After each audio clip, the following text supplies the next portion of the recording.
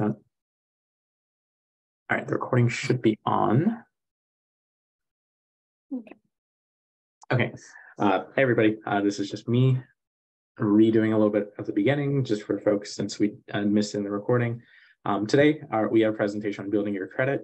We're going to go over a few broad topics, just basics on what is credit, some major credit terms, credit reports, things like that. But it's going to be fairly entry level. If you have any questions, please let us know, and then we'll go from here. So the first thing we talked about was the basics of what is credit. Credit is just money today with a promise to repay in the future. That means a bank or some sort of financial institution is saying, hey, here is an amount of money you can use without needing to have that money on your person immediately. Generally, the terms of the money that you have vary depending on the types of credit you're getting from them. But at the end of the day, you are expected to repay it, and there's generally some sort of interest rate attached with that repayment. So where can you get funding? There's a few common sources of funding that I'm sure we've all used. The first is yourself. If you're launching your own business and you're investing money into that business, you are a source of funding for that company. The other is friends or family. Personal loans are very common for especially people who are just starting out. You might get some money from a family member or maybe somebody you're close with to start your business with either a formal agreement to pay them back or just some sort of expectation to pay them back. Shlok? Yeah. Go ahead, Paula. Hello? Yeah. Hey. So I was just saying, can we move the slide forward a little bit? We're still on the first, or that's what I'm seeing anyway. Just the first. Oh, okay. Slide for Pinnacle. So. Give me a sec. Let me see if I can fix that. That was odd. Okay, is this any better? There we go. Funding sources. Okay, sorry about that. I might be a delay on my end. But okay, so self and friends and family are pretty common. One other source of funding that I think not a lot of people know about is CDFIs. So these are community development financial institutions. Does anybody here know what a CDFI is, or have you used one before? No, never heard of that. Okay, well, a CDFI is actually, it's very similar to a bank, but they function almost as a nonprofit. Their goal is to take an allocation of money that's set aside by the federal government and distribute that to certain populations. So often it's underprivileged populations, people who are in financial need. So some of them are now starting to specifically target the disabled community.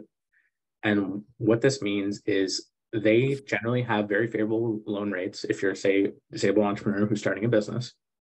And on top of that, they provide you with financial coaching. They have their own resources. And a lot of times they will also offer grants for people who are getting funding through them. So there's a few that are going to be mentioned, I think, in the next slide. But a CDFI is not like a specific type of bank. Many banks have a CDFI relationship to where, hey, you might be banking somewhere in Georgia, and there's probably an organization that has a CDFI that they have set up to help distribute these funds to the populations that need them. If we wanted to look into what CDFIs are in our area, is there a specific place that we could look, like database or website? Yeah, so I believe there are some that go state by state. I don't think there's one that just covers the entire nation.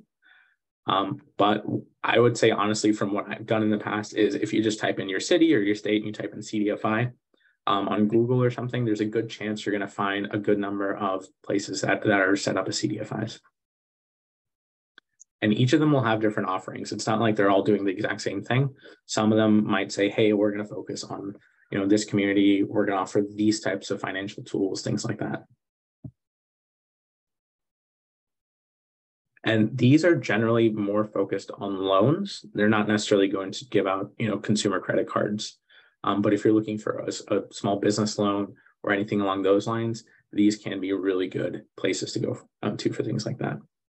And sometimes they're tied to credit unions. So credit union might have a CDFI within them, and that credit union will be the one giving you a credit card, but then they will also be able to give you some funding through a CDFI.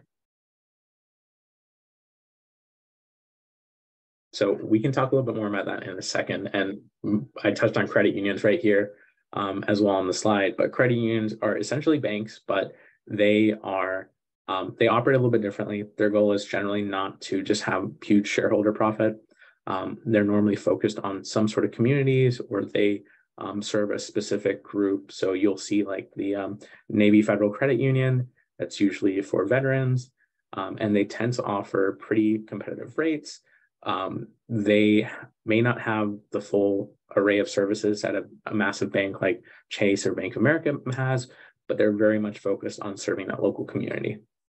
And then there's alternative lenders that can include things like payday loans and things like that. Generally, if you're starting a business, unless you really need cash, I would recommend staying away from those. Absolutely. So we're going to talk just about a few CDFIs. There's 3 that are listed on here. There's True Fund, there's Ace Loans, and there's Lift Fund. So I am actually familiar a little bit with Lift Fund, but what all these folks do is they all offer some sort of loans to entrepreneurs, and specifically entrepreneurs who are either from minority populations or disadvantaged or disabled or may have low income. The nice thing about working with a CDFI is if you may not necessarily have, say, the credit history, or maybe your personal credit isn't great, they will often work with you to help you find that money, or maybe help you improve your credit so you can get to the point where you can get a loan from them. It really is like having somebody who is kind of in your ring, as opposed to just somebody who's trying to sell you a loan. So I really recommend, if you're looking for funding at some point, definitely check CDFIs. I mentioned before that a lot of times they do have grants, and that a grant, just for clarification, is an amount of money that you don't necessarily have to give back. Sometimes there's grants that you do need to give back, but most of the time they allocate a certain amount of funds to you. You might have to do a grant application and say what those funds are used for, and then report on what you used them for. But that can be a great way to kind of get started if you're looking to launch a business or grow it. And then we're going to talk about the different types of credit. Before I jump on, any questions about CDFIs?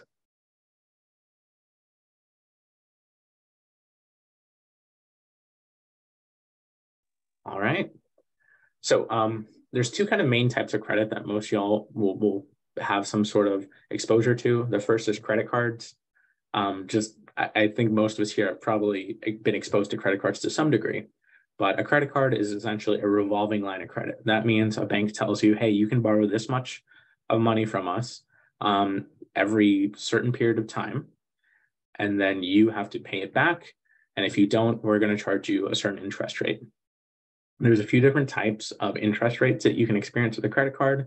Sometimes they're fixed interest rates, which means when you sign up for the credit card, they tell you, hey, we're going to charge you this % of interest on any money that you don't pay back, and that's it permanently.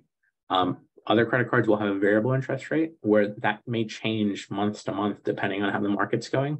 Sometimes it could be higher, sometimes it could be lower. Now, if you get a credit card, one of the most important things you need to know is the monthly minimum due. This is the minimum amount you have to pay on your credit card, so you're not behind on payments. Regardless of whether you can pay the full amount or not, you have to pay the monthly minimum. Otherwise, you're going to be behind your payments, which will reflect badly on your credit. And then after a while, you're going to have creditors coming after you, and you're not going to have a good time. And then that payment's going to be due on a monthly due date. I know a lot of folks tend not to like credit cards, and they may not have a lot of experience with them. But if you do decide to get a credit card for small businesses, it's very important to keep these 2 things in mind, because you can ruin your credit literally overnight by missing a minimum due date. And that's pretty serious. So as long as question, just going back, I understand that there's a difference between a fixed APR and a variable APR.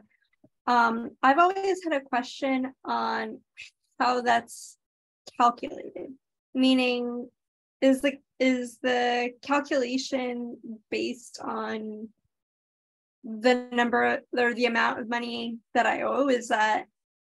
Oh, okay. Yeah. So I'm not a banker, but just my layperson's understanding of this is that it's actually based on the markets right now. So if a bank is loaning out money, their goal is to get a certain return on that money that they've loaned out. If they can make more money somewhere else, they would put that money there. So say the markets are fluctuating and the bank and interest rates across the board are going up. There's a good chance your credit card interest rate will go up because the bank's saying, well, why would I loan you money when I can put it in something else and make money on that? So it really has nothing to do with how much you owe or what kind of relationship you have with a bank. If you have a variable relationship, sometimes there might be limits that are like, hey, your variable APR is going to be between 15 and 25%. But most of the time, it's kind of just up to the bank to do whatever they want. Mm-hmm. So if you're going to have a credit card and you feel like you're going to be using that limit, and you're not going to be paying off the full amount each month, I personally would recommend going for a fixed APR just because it's not going to come bite you in the butt. But depending on your credit and your financial situation, you may not necessarily qualify for a good rate fixed APR credit card. Did that answer the question? So it does answer it partially. Okay. So I understand that there's a monthly minimum due, right? Right. But because there's interest accruing because of that APR, there's also an amount that you need to cover to still cover the interest that accrued over time. Does that make sense? That calculation is what has always thrown me off. How do you account for the money that they're charging you in interest when you plan your payments out? They will actually tell you, like, if you have, a credit card balance, the bank will give you something that says, hey, here's your bill. This is the minimum amount due. And the minimum covers that APR? Honestly, I think it really depends on the bank. Sometimes the minimum due is just like a flat amount. I tend not to run a balance on my credit card, so I don't have a ton of experience with that. If somebody else wants to weigh in, feel free to do so. Excuse me. Yeah. I'm sorry. I didn't mean to cut you off. Okay. But this is Krishan. My experience, I had a weird experience with the credit card issues. Some years ago, I was working for, which a lot of you might know the story. I used to work for Riches years ago. And when Riches merged with Macy's, we had to take a credit class so we could explain to the consumers about the credit cards, get them to sign up for it. Because I think at that time we had like an APR of like 27%. And we was telling people to make that minimum payment. If they didn't do anything else, always make that minimum payment.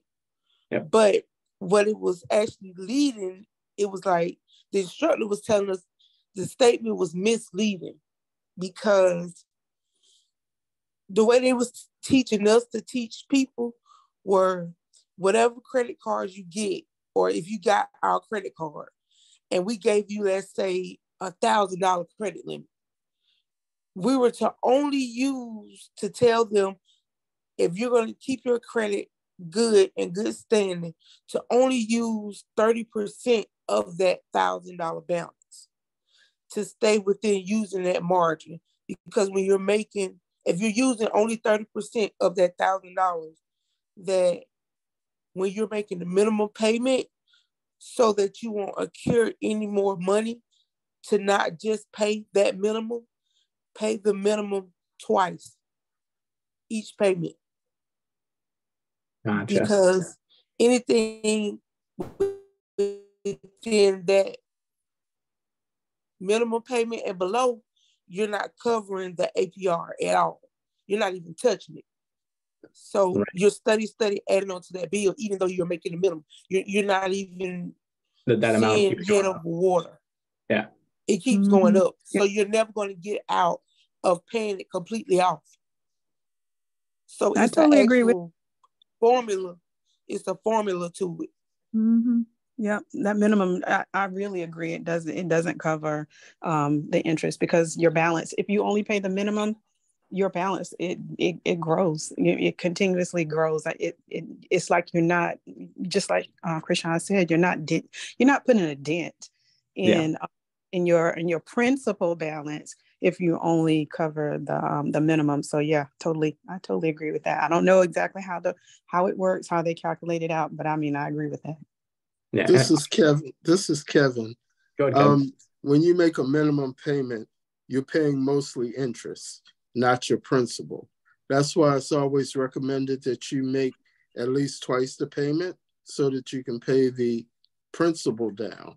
I mean, you can actually tell them when you're making a larger payment than the minimum that you want that extra money to go to the principal of the loan that you have.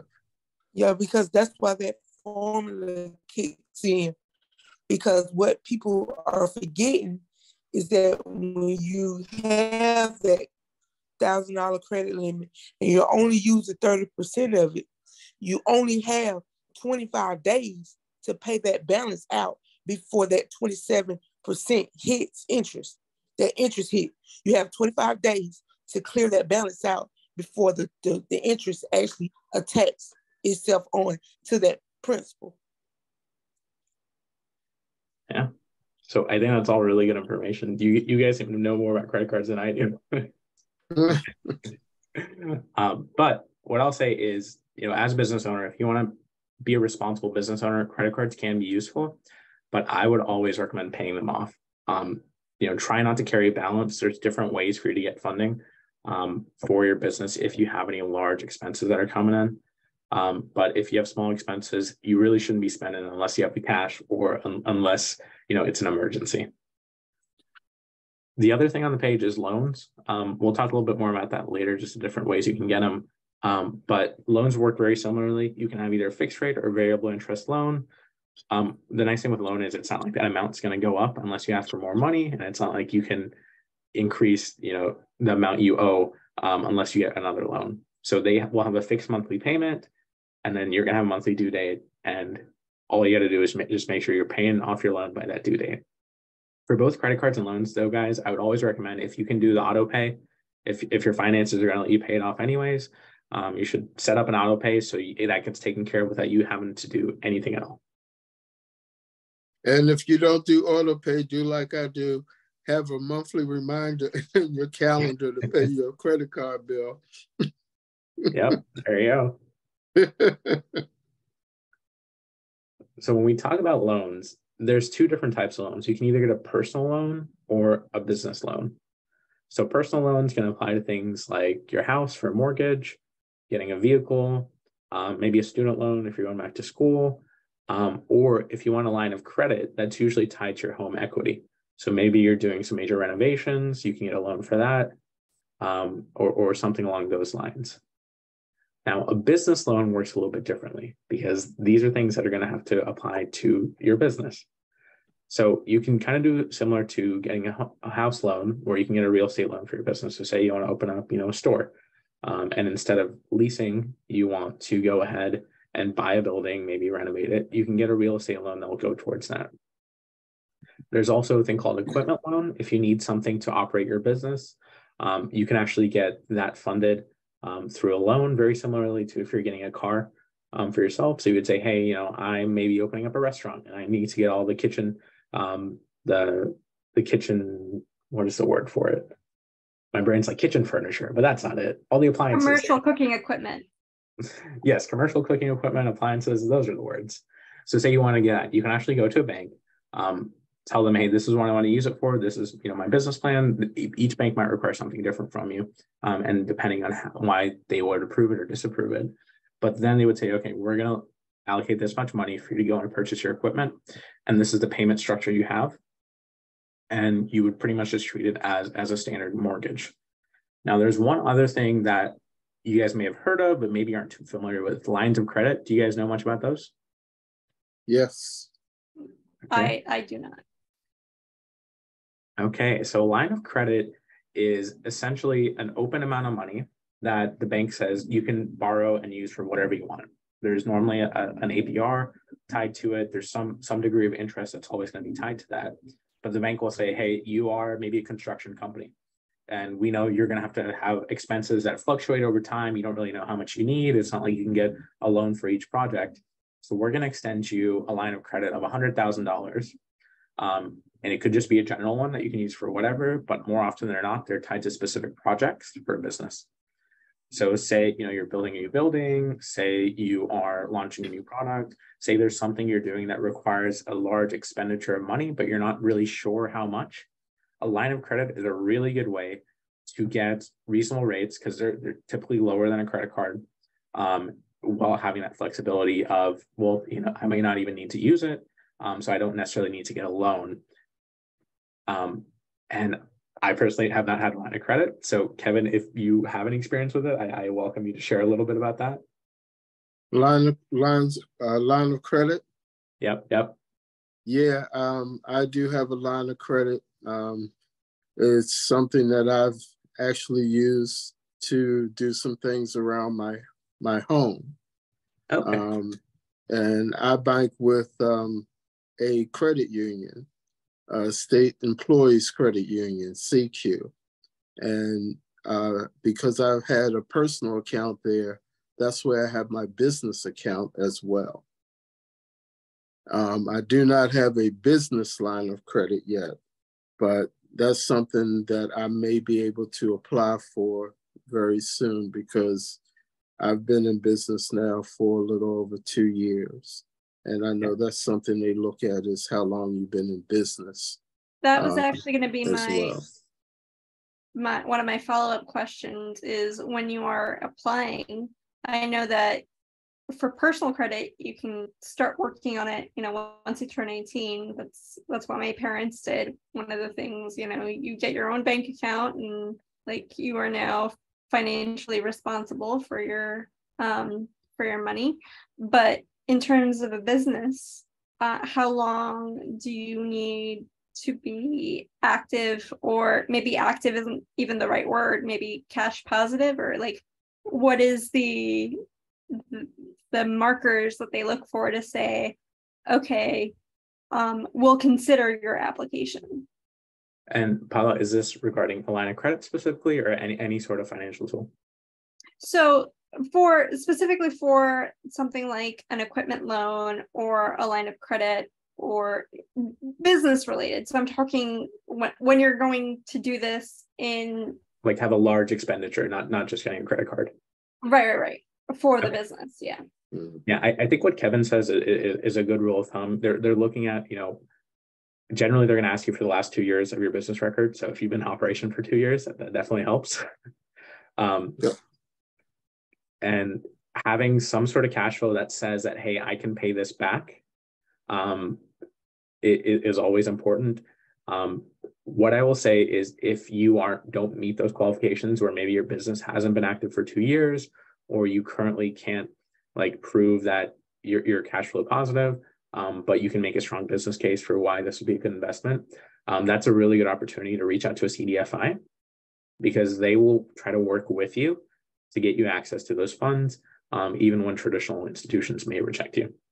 Mm-hmm. Okay. Excuse me. Yeah, go ahead. I don't know about everybody else's businesses, but mine is a little situation different because it's nonprofit. Mm-hmm. So they told me to be very particular about keeping detailed records because my money is mostly coming sponsorship, right, and it may differ from year to year. But if I obtain a sponsorship that is not just giving me this year, but giving me for the next 5 years, that will be my line of credit to go and apply for money, because it's already guaranteed, signed off money for 5 years, like in a contract. Right. So if you're operating as a nonprofit and you're looking to get a loan for something, that bank generally wants to know, hey, do you have enough cash flow, or do you have enough history of donors coming in or commitments that you are going to be able to pay this off? So like you were saying, even if you get $100,000 this year, you probably won't be able to go and apply for a $100,000 loan from the bank, just because you don't know what's going to happen next year. But if you say, hey, I've gotten a $20,000 commitment for the next 5 years, I think that would be a different story. So you're right on the money with that. I think as a nonprofit, you got to be able to show that, hey, we have consistently had money coming in, and we're planning on continuing to have that money coming in based on these commitments. Same thing with the business. You know, we've had sales in the past. We're expecting to continue having sales in the past based on our projections. It's a similar kind of model, but it's just you're using different language, and the way the money comes in is a little different. Cool. Any other questions?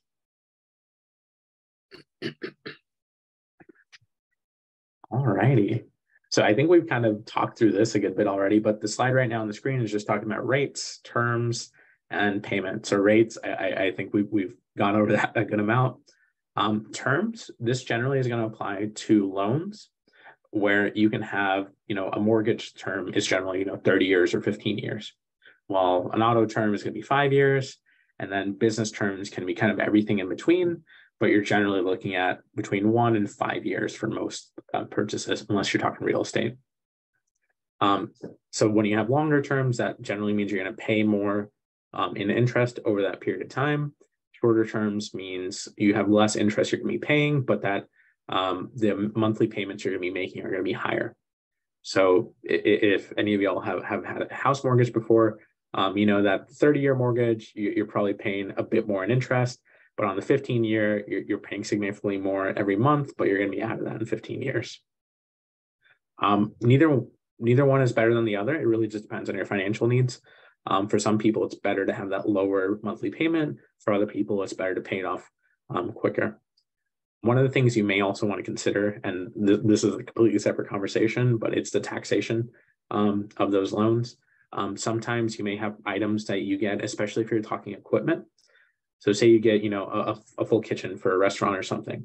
You're not going to be able to say, hey, I had that expense this year, and I'm going to be able to take that as an expense on my taxes.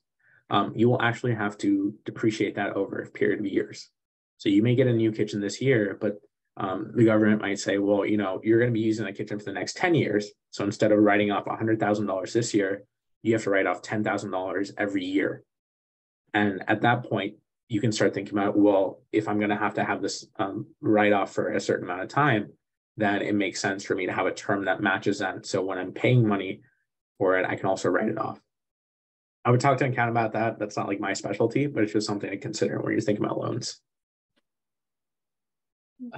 Okay. So I know that, for example, when I purchased a car, I looked to see what the term said in terms of whether you pay it like in advance, if you pay more than what the minimum or what the term is, whether there's a penalty for that. Yeah. Does that exist in business credit loans as well, like a penalty for paying more or, you know, for paying ahead of schedule? So I think that varies like loan to loan, bank to bank. I don't have a ton of experience with that specifically, so I wouldn't be able to tell you, but I do know, you know, there's definitely loans where there's no prepayment penalty, and there's definitely loans that do have it. So from my understanding, I think that's a conversation you would need to have with your banker, and just say, hey, you know, is there a prepayment penalty? If so, like, what is it? Or if not, can I get another loan that doesn't have a penalty on it? And they might be able to offer you another option. Yeah, most business loans like that do not have a penalty for paying them off. Thanks.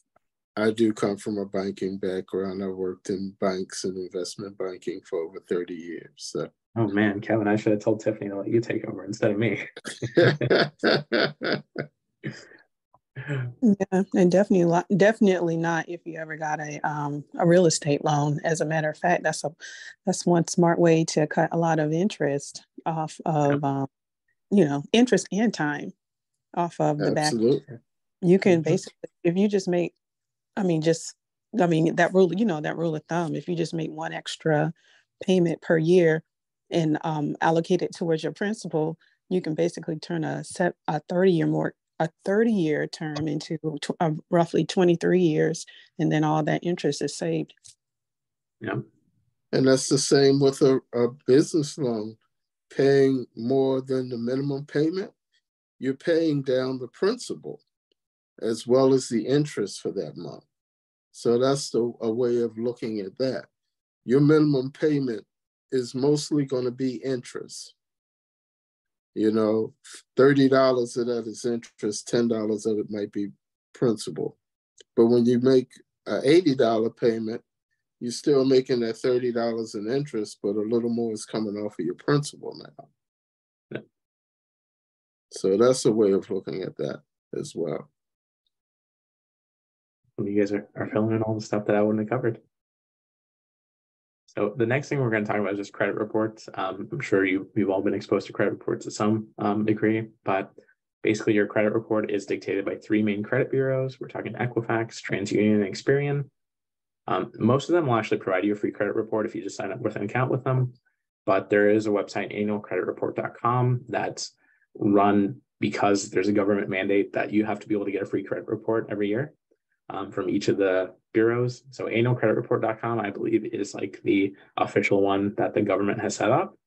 But then there's also like, freeyourcreditreport.com. There's a bunch of different ones that will try to get you the same information, but they might charge you a little bit, or they might give you a different kind of feature set on top of that. One important thing to remember at a credit report is if something is reported to the credit bureaus and it's wrong, they have no responsibility to correct it. It's actually your job to fix it. So it's very important to keep an eye on your credit. If you guys are banking with, a national bank, a lot of times they will offer you like alerts that if your credit changes, then you get a notification that, hey, your score dropped 50 points this month. And you can actually sign up for accounts with each of the bureaus as well, that alerts you to the same thing. And then all this information gets used to calculate your FICO and Vantage score. Now, FICO is the most common score for personal banking. I don't know if Vantage is very commonly used. Kevin, maybe you can weigh in there. I'm not really. FICO, I know it's just the main one. Yeah. I think there's certain like organizations that might use Vantage, but as long as you keep an eye on your FICO score, 99.9% of the time, you're going to be more than fine. And then on the screen right now, there's just a graph that shows how your FICO score is calculated. So 35% of your score is going to be based on your payment history. Have you been paying? Are you on time? That sort of thing. 30% is going to be based on how much you owe. So what's your running balance?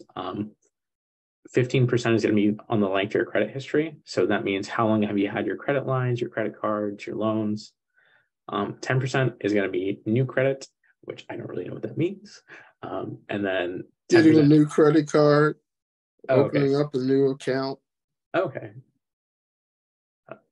Got it. So it's simpler than I thought. And then the last thing is the types of credit used. So I guess that's the diversity of credits. If you have like a million credit cards, it probably isn't as useful as having, some credit cards and a loan.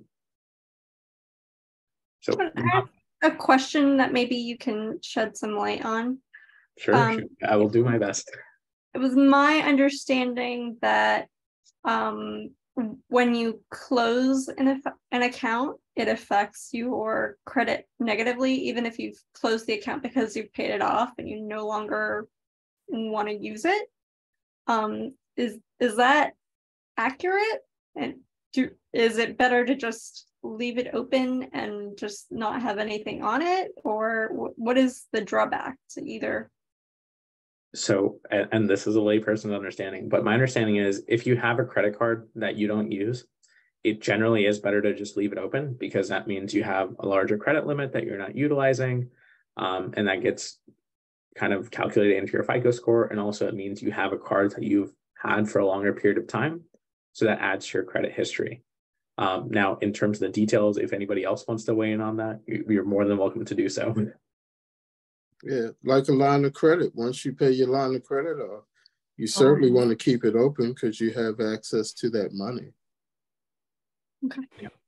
But my issue was about the same with that. But the only thing is like a give and take, hate love relationship with the credit limits.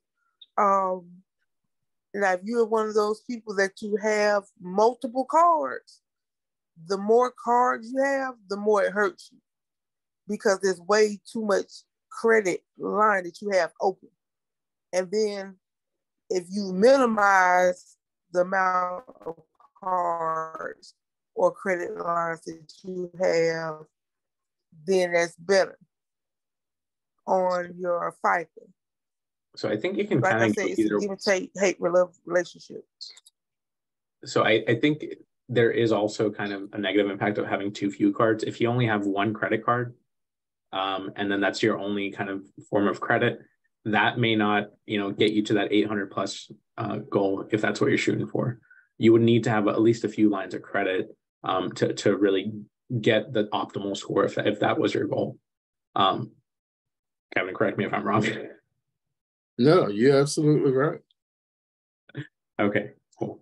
I will say I've closed down credit cards before that I just don't use. I had one for a tire place that I used for a discount. I was like, I don't want to keep this card open, and it impacted my credit in the short term. It dropped it like 10 points for a couple of months, and then it went right back up. So if you have multiple lines of credit and you're just like, hey, I've never used this one, I've got a loan and a credit card and other things, you're probably okay closing it off. But if you've only got a handful, I would always recommend keeping them. If you only got, say 2 credit cards and you're thinking about closing one, it's better to have that second one open. Understood. Thank you. Okay, so now we're going to talk a little bit about personal versus business credit. So personal credit does not equal business credit. They're actually 2 very different things. Some small business owners will use their personal credit to build a business, which means taking out personal loans, using personal credit cards. Well, you're more than welcome to do that. That can be risky because if anything happens to your business, say it goes underwater, say you go bankrupt, you are personally liable for that money. What most people recommend is when you start a business, try to get a business credit card from the start. That's my recommendation. My wife literally opened a company like last week. First thing we did, set up a account with her with Bank of America and applied for a credit card. And from my personal experience, I've probably opened like 3 companies right now. Most banks are pretty open to giving you a credit card from the start, as long as you have a decent personal credit history or if you already have a banking relationship with them. So if y'all decide to open a business, I would recommend talking to the bank you use right now as your personal bank and say, hey, I've opened a business. I want to open a credit card. And for many of us, like there's a good chance you've been banking with the same bank for multiple years. And there's a good chance they will give you a business checking and savings account and a credit card pretty much right off the bat. Has anybody had any different experiences?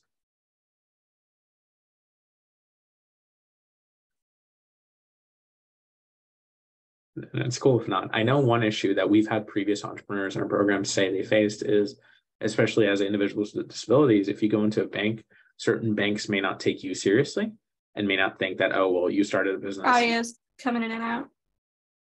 Oh, my audio is cutting in and out? It's fine on my end. Sorry, it's me. All good, all good. But yeah, so I was just gonna say, I know some banks will maybe not take people with disabilities seriously, especially when you tell them you started a business. I think that's something that going to a bank you already have a banking relationship with can really help. And if you're concerned about that, it's always good to take somebody who can help advocate with you. I know, especially for folks that we worked with that may have intellectual disabilities, that tends to be a big barrier. And having a parent, a friend, or somebody to say, well, no, here's their business, this is what they've been doing. While that shouldn't be the case, while I can I've seen banks just give out credit cards by applying online. You don't have to do anything besides say I am a person with a pulse. But that's just something to keep in mind that you may run into, and just having a strategy for that can be helpful. But I would also recommend just trying to apply online. Now it's super easy. If you go to any major bank that has an online platform, you can generally apply for a credit card and an account online, and everything gets taken care of. I got my credit card from a mail-in ad from Chase Bank, which is a reliable bank. Yeah. But like I said, my business, it'll be 2 years when I file my taxes this year. But they, I guess, looked to make sure my company was in good standing, which is something everyone does when you're looking to get credit. Make sure the business is always in good standing. You file your taxes on time and those kind of things. But they approved me, pretty instantly. And if y'all are going to incorporate your business anytime soon, one thing you'll notice is literally before like your incorporation paperwork comes in the mail, you're going to get credit card offers. Yep. My wife incorporated her business just the other week, and she was like, "Oh, hey, I saw something addressed to my business. It's probably like the incorporation paperwork." And I was like, "Okay, cool." And then we got it, and it was like an offer from Truist. Is it the same when you get an LLC? Pretty much. Yeah. So when I say incorporating your business, that means forming an LLC or any type of company. Okay. Yeah. I have a question. Yeah. Okay, you said that obviously keep your account in good, keep your credit, your business credit,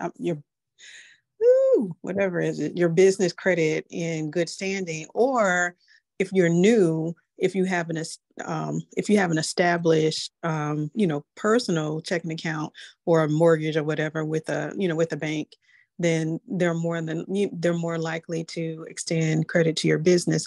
Is that really like across the board? Because honestly, my personal credit is not the best.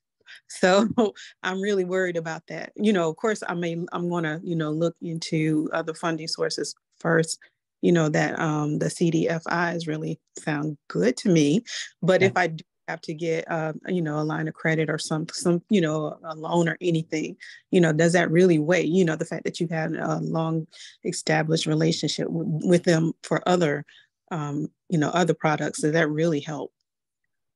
So I think it would, at the end of the day, that bank is going to pull your credit history for you as an individual, regardless of whether it's one you've been banking with or one that you're going to fresh.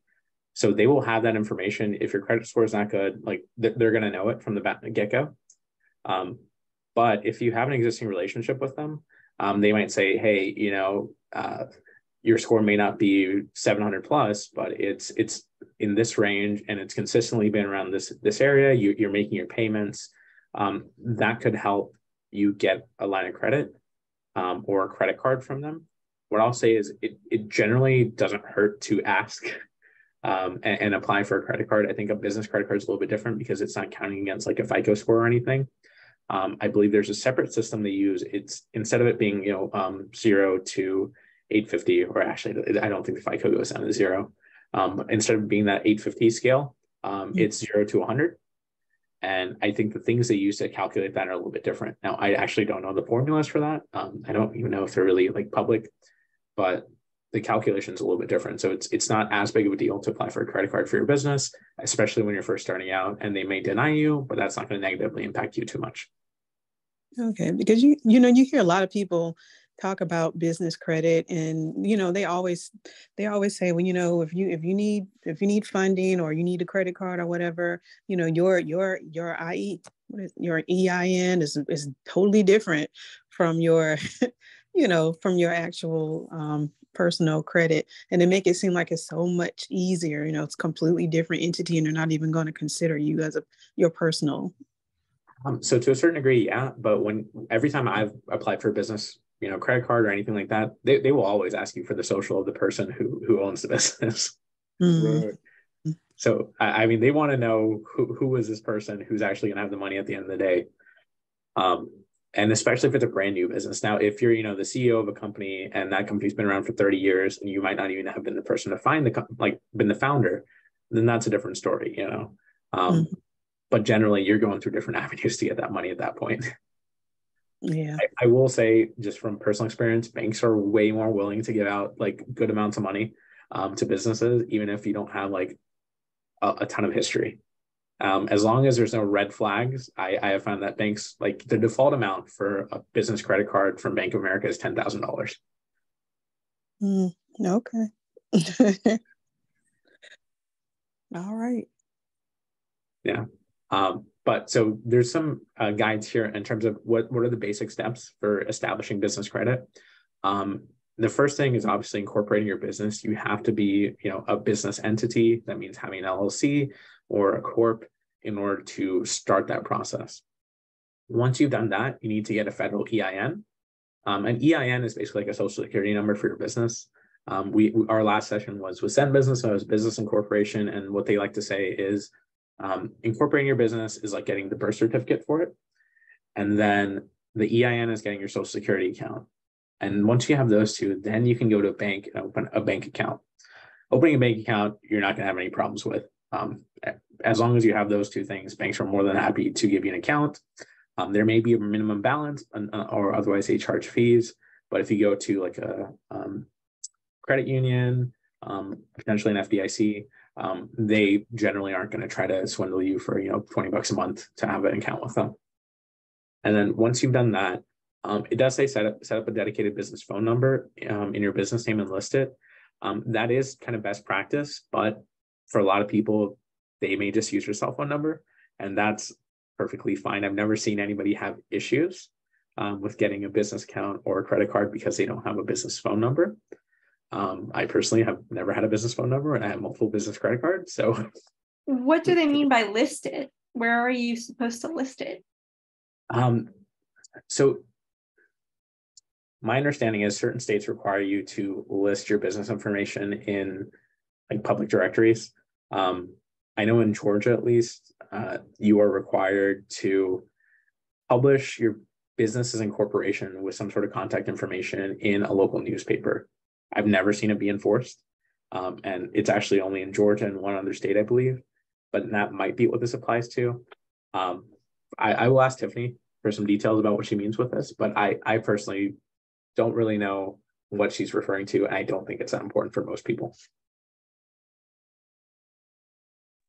Alrighty. Okay, when you open a business account, then you can apply for a credit card. Excuse me. Yeah, go ahead. What you were talking about with the being listed, I know, like I'm in Georgia, and I know that on some of the paperwork I was doing, they was requiring even a physical address. Yeah, like so they didn't even want you to have a P.O. box. You have to have a physical address listed on documentation. Yeah, so that's actually going to be required when licensing. Yeah, that's actually required when you're incorporating your business. Like you need to have a physical address, and most of the time a P.O. box is not going to count. Yep. I use my home address. I'm a small business running out of my home. So yeah, same. I've used my home address for every business I've incorporated. Yeah. And that's common practice. Like most people, especially small business owners, your home address is going to be your business address, and that's perfectly fine. The only downside of that is you're just going to start getting a bunch of business mail at your house. Which... a ton of business mail. Hey, after like 3 years, they usually stop because they're like, we're just wasting paper on this guy. I have a Chase credit card, and I'm still getting credit card. Apply for this one from Chase. Apply for that one from Chase. So, yeah. And just a quick note, and we're at 2:00. If anybody had to go, we've got a little bit more to cover, but this will be recorded, and we'll be sharing the slides. So just something to keep. But just one thing to consider, just real quick, while we're talking about credit cards, is when you're opening a credit card, most banks will have some sort of promotion for that card. Generally, it's you spend a certain amount within a certain time, and you get a certain amount of statement credit, which is basically just like cash going to your card or to your checking account. It's a good way to just get a little bit of extra funds at the beginning if you're planning on spending money anyways. The same thing generally happens if you're opening a checking or normally it's just a checkings account, but as long as you have a certain balance in that checkings account when you're opening it up, you will get some kind of promotional rate. It's not a huge amount. You're talking maybe $100 or $200, but hey, it doesn't hurt for not doing anything. Okay. Once you have a business credit card, it gets reported to Experian and other bureaus. You will get a business credit report, and that's going to be sent to basically any lender you talk to in the future. And here on the screen, it says your business credit score will range from 0 to 100. 100 means low risk, and 0 means high risk. That is all I really personally know about it. If anybody else has anything to add in, you're more than welcome to do so.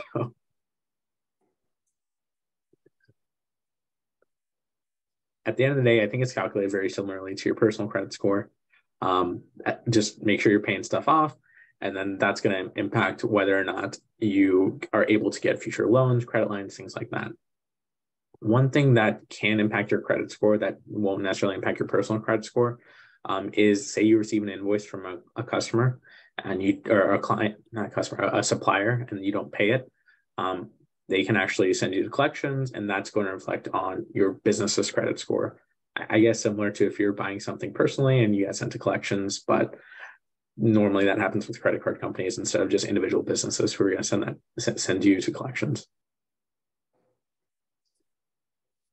Okay, and there's a few things here that says when you're talking about business banking, it's important to have a team around you. It's not, you shouldn't feel like you're the only one responsible for keeping your finances in check. It's important to have a relationship with your bank. Knowing, your banker and being able to call them and ask questions is super helpful. I know, especially for nonprofits, it gets really sticky. So for Sean, I think if you do end up having a bank account and once you launch, just try to get in front of a bank that you're comfortable with, that knows you personally, because I guarantee you will have lots and lots of questions for them. Same thing with CDFIs. If you end up going with CDFI, try to pick one that's local that you might be able to even go in person to, or at least you can easily contact. And then just a few other things to consider is if you have regular transactions. Ooh, I skipped slide. If you do a lot of transactions, so say you're a store and you have people coming in and out every day, there is a lot of bookkeeping that goes along with that, especially if you're collecting sales tax and things like that. So consider having a bookkeeper. A lot of times a bookkeeper can also be your accountant. Having an accountant is super important to any business owner. You're welcome to do your taxes on your own. The majority of business owners I know hate doing their own taxes, so they hire somebody to do it.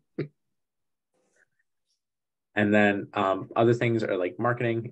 If you are growing your business, it's important to have marketing, but it's not necessarily financial related. And then suppliers. If you're buying supplies, this is actually a pretty important thing that I think people overlook. When you're starting your business, you're going to need things. And as soon as you get your EIN, you are probably going to qualify for some type of wholesale discounts, being in special supplier networks, getting access to maybe different types of vendors that you didn't have access to previously. I would definitely recommend doing some research on that. It varies from industry to industry. I know I've personally been in like the promotional products marketing industry, and as soon as you have an EIN, you can actually reach out to a lot of companies that, hey, if I go to like, as an example, like there's a company called 4Imprint. I can go to their website, I can upload a logo, and they'll send me whatever branded promotional product I want if I'm just an individual. But if I have a business, I can actually reach out to them and set up a wholesale agreement where I get 30 to 50% off anything they're selling. And this is pretty common for most physical good industries. So if you're going into that space, just definitely something to keep in mind. All right. And then there's just a few tips here on maintaining good credit. I believe this is mainly focused on personal credit, but some of these things can definitely apply to your business. So first, is stick to a budget. When you're starting a business, super important to have a budget, but also as an individual, it's a really good idea to have a budget in terms of running your house, manage your expenses, things like that. If you set a budget and you stick to it, you will probably be able to maintain your credit without too much of an issue. The second thing on here is let the Joneses go. Keeping up with the Joneses. I think especially over the last few years, like Americans have been spending a lot of money. And with new technology and luxuries and with everybody staying home, I feel like there's a good amount of spending going on.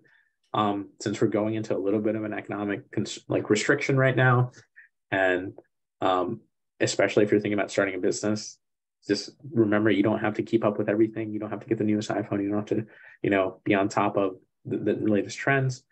First, try to get good credit, and then you can splurge. Another good tip is just having an emergency fund.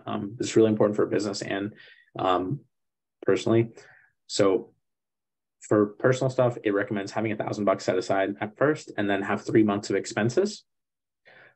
This means that if anything were to happen, you will be at least covering all your expenses for 3 months until you get back on your feet.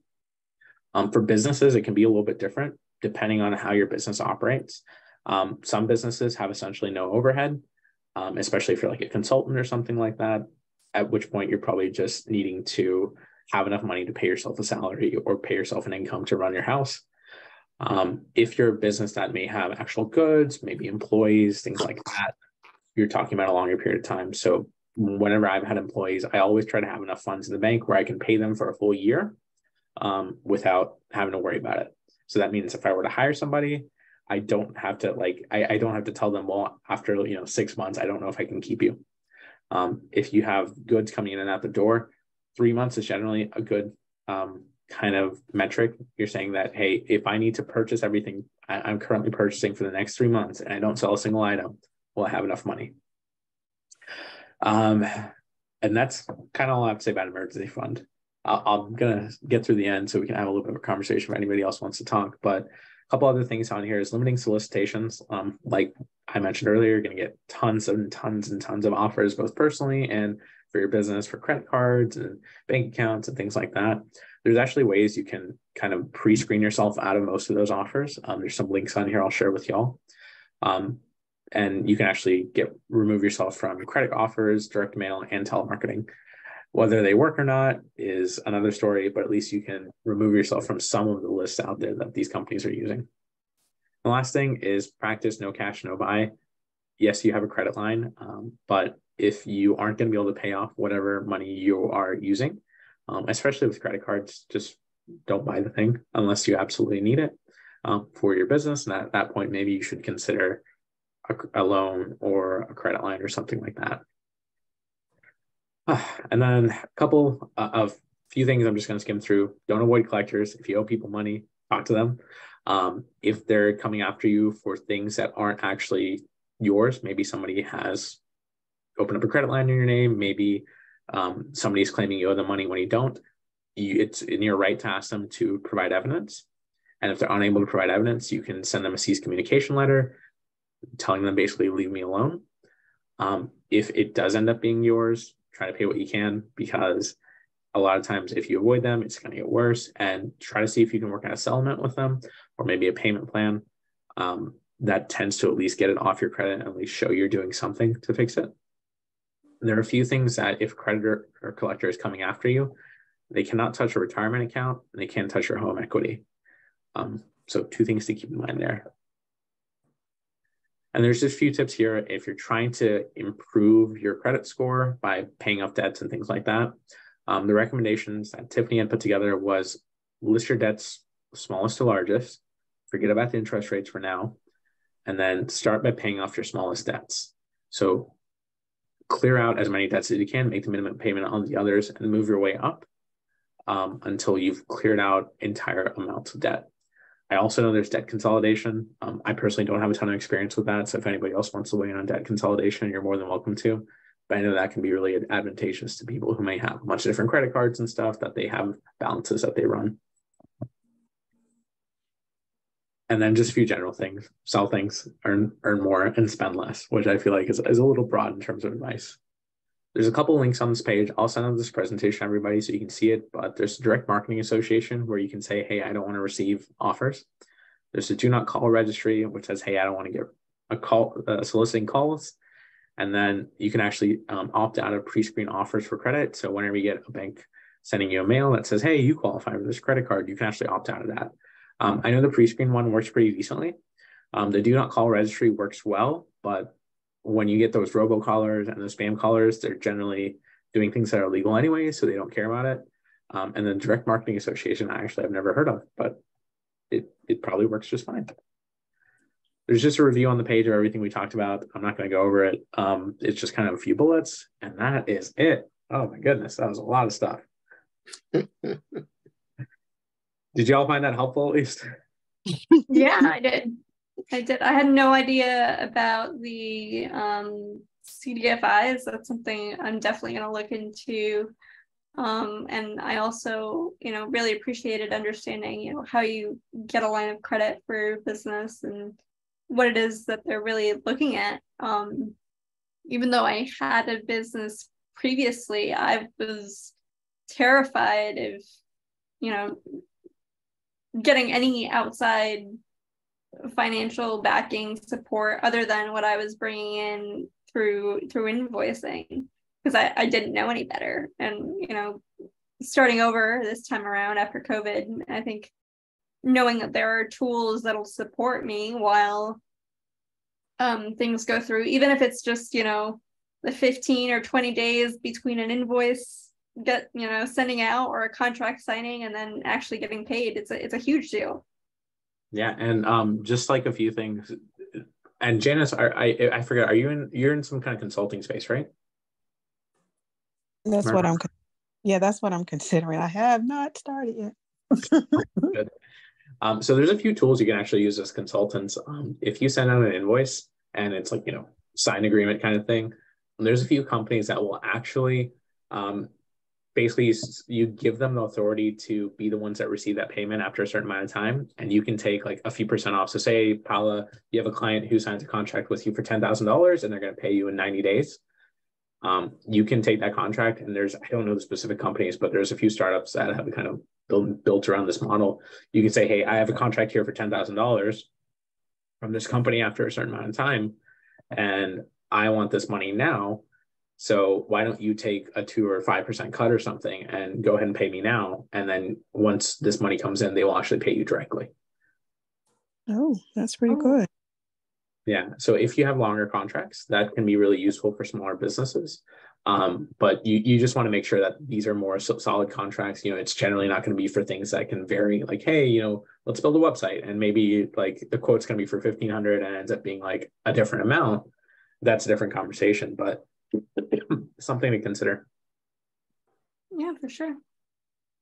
And then it's also good. So one thing I find consultants generally struggle with is going after bigger projects, because you're like, well, I'm one person, I can only do so much.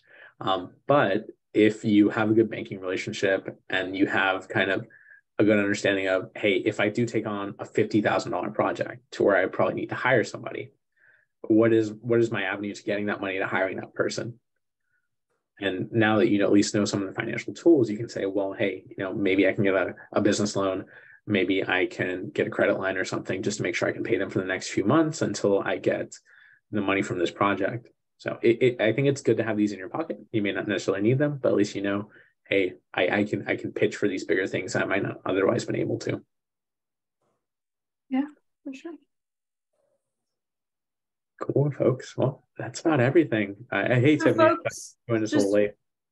Just really quickly, I just wanted to get a kind of a feel for where you heard about the masterclass from. Was it the email? Was it on the hub? Was it on the website? Where did you find the information from?